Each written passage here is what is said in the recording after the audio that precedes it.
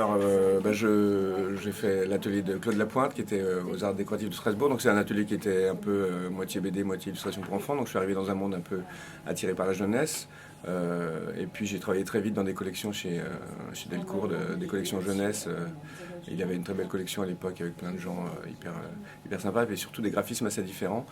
Il y avait déjà Sfar, Trondheim, mais puis aussi Johan avec Tout à l'heure du. Et du coup, moi, j'ai pu commencer à travailler la couleur directe chez lui. Après, j'ai travaillé dans différents collectifs, différentes collections jeunesse, et puis je me suis attelé à l'adaptation des Enfants du Capitaine Grant. Donc c'était un gros travail en couleur directe, en peinture. C'était pour moi l'expérimentation de plein de techniques. Et puis j'ai un peu affiné aussi ma façon de travailler. Et puis après, depuis, j'ai travaillé sur différents albums. Alors selon les propositions, en ce moment, c'est Lewis Trondheim qui me propose beaucoup de choses. Donc c'est lui qui va faire un peu rentrer dans la collection Disney chez Glénat, parce qu'en fait, il avait proposé de travailler avec moi, et puis on avait évoqué plusieurs projets. Et puis quand j'étais disponible, il venait de finir le Mickey avec Kermit. Après le premier Mickey, on a tout de suite proposé un scénario chez Disney. C'était une période où évidemment les réponses étaient un petit peu plus longues à cette période-là, donc on a travaillé sur notre album avec Lewis. C'est à ce moment-là que j'ai fait le Donjon Parade dans la collection de donjons avec Spar. Et puis on a proposé un autre scénario, et puis Lewis de son côté avait aussi des pistes avec d'autres dessinateurs. Et puis il a eu quelques refus, quelques modifs qui le chagrinaient un peu, qui lui déplaisaient. Et puis Lewis ayant vraiment une masse de travail et d'albums sous le coude, il n'avait pas tellement envie de s'embêter à faire des modifs de scénario ou à pousser les choses. Donc voilà, il m'a proposé le donjon, on a bossé ensemble. Et puis au bout d'un petit moment, moi j'étais un peu chagriné que ce one-shot vive tout seul. Je voyais la collection continuer à évoluer avec des beaux albums. Donc je me suis dit, j'ai bien aimé travailler avec ces personnages.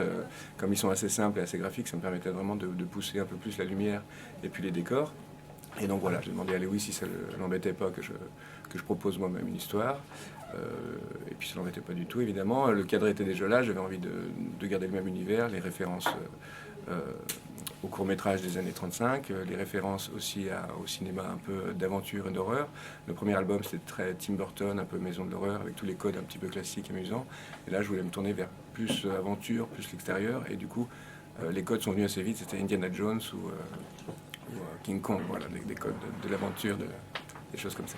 Effectivement, l'idée du voyage, ce que j'avais aimé avec Jules Verne, c'est traverser différents pays, avoir de l'eau, de la jungle, des choses comme ça. Donc j'avais envie aussi en tant que dessinateur d'avoir un cadre qui me plaisait. Et puis en tant que raconteur d'histoire, ça marchait bien aussi avec l'idée des enquêteurs et de quelque chose un petit peu d'une grande aventure. Donc voilà, c'est comme ça qu'est partie l'histoire du grand voyage. Et puis après, il fallait trouver évidemment une petite idée d'enquête, une résolution ou plusieurs résolutions, parce qu'effectivement, il y a la résolution de ce qui se passe sur cette île, la résolution aussi de l'enquête du départ, et même accessoirement, il retrouve un trésor cherché, enfin voilà, des choses comme ça.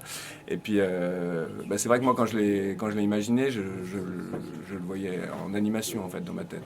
C'est-à-dire que quand je pense à l'histoire, c'est un dessin animé qui se déroule, et du coup, c'est à moi de le redécouper et de retrouver effectivement le séquençage BD. Donc ça, c'est un exercice qui est assez amusant, qui me plaît bien, et effectivement, quand c'est moi qui suis au scénario, j'ai pas un synopsis découpé qui arrive, donc je peux me permettre aussi un peu plus de liberté sur la mise en scène, le découpage.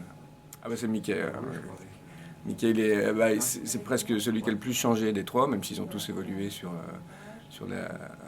depuis les années 30. Et puis il est assez fluide, assez graphique, il a vachement de charme. Alors en termes de caractère, c'est vrai que c'est plus amusant de faire réagir Donald et Dingo, parce qu'ils ont des caractères entre Donald qui est soit peureux, soit énervé, et Dingo qui est un petit peu moins malin que l'être. Et donc ils sont assez marrants à mettre en scène, mais à dessiner c'est vraiment Mickey.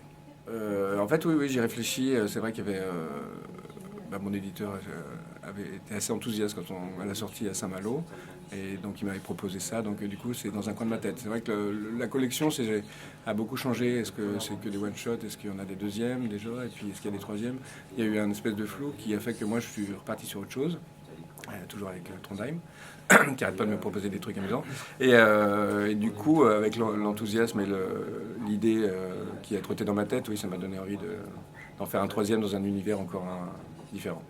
Oui, Lewis m'a proposé de travailler sur un marsupilami chez Dupuis, donc je commence tout juste, hein. J'ai une dizaine de planches, mais ça semble... ça va être un beau projet, j'espère. Je vais tout donner pour, pour utiliser ce personnage avec le plus de belles images possible. C'est pas simple, mais, mais en tout cas, c'est exaltant. Alors la question, c'est est-ce que j'ai pas déjà répondu ça, mais moi, en fait, j'ai une fascination pour je suis d'abord un amateur de dessin, et j'ai des auteurs américains ou anglais que j'adore pour leurs dessins, et j'aimerais être dans leur tête pour savoir comment ils arrivent à passer d'un dessin super réaliste à quelque chose de plus rapide pour pouvoir faire des récits plus ambitieux. Je pense par exemple à Dave McKean, dont j'adore le boulot, et qui peut faire des fois des images très travaillées, très réalistes, et puis parfois un trait tout à fait élégant, et pour aller très très vite pour faire un album de 200 pages. Donc là, ouais, j'aimerais voir comment lui, par exemple, visualise son travail.